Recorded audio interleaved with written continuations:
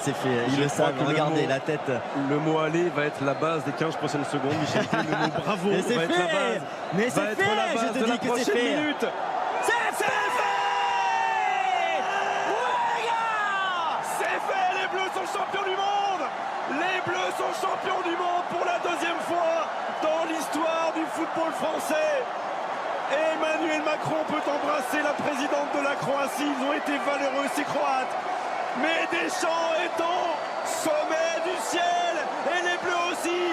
Hugo, Benjamin, Raphaël, Samuel, Paul, Antoine, Olivier, Kylian, Golo, Blaise, Lucas, Steve, Alphonse, Presnel, Adil, Djibril, Benjamin, Thomas, Corentin, Steven, Ousmane, Nabil et Florian. Ils sont champions du monde.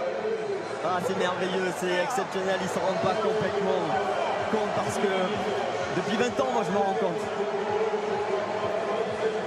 Et sur le moment, c'est fou.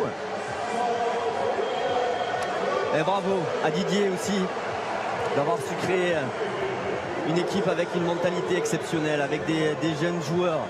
Voilà, mettre des latéraux de 20 piges comme Hernandez, comme Pavard.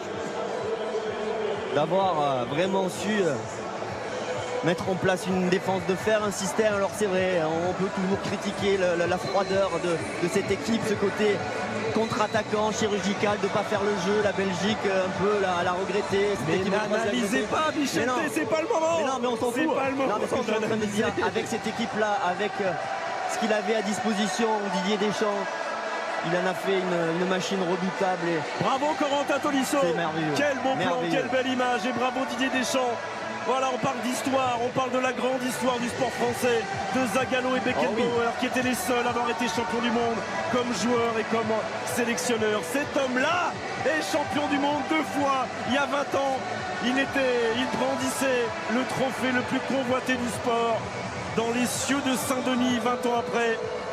Eh bien, c'est Hugo Lloris qui va le brandir tout à l'heure dans quelques minutes. On va rester avec les Bleus, on va rester à Moscou, on va rester dans toute la France. On va rester partout pendant des heures et des heures sur TF1 parce que les Bleus sont champions du monde. Bravo Kylian Mbappé, bravo gamin.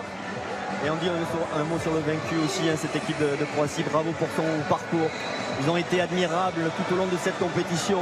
Ils sont revenus de tout contre le Danemark, contre la Russie, contre l'Angleterre. Ils ont failli revenir même dans ce match alors que ça semblait être plié. Ils ont eux aussi pratiqué un football de qualité. Il y avait des très grands joueurs dans cette équipe. Voilà, mais ils sont tombés sur un adversaire redoutable. Bravo bleu. C'est merveilleux. Regardez les champs. Voilà, il fait beau sur Paris et l'orage n'a pas encore éclaté sur Moscou. Allez, ça y est, c'est parti.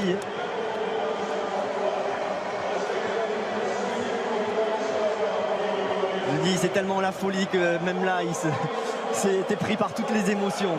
Tu sais plus où tu habites, tu es pris par toutes les émotions. Et je pense que demain, ils prendront un peu plus conscience de l'énormité de cette aventure-là.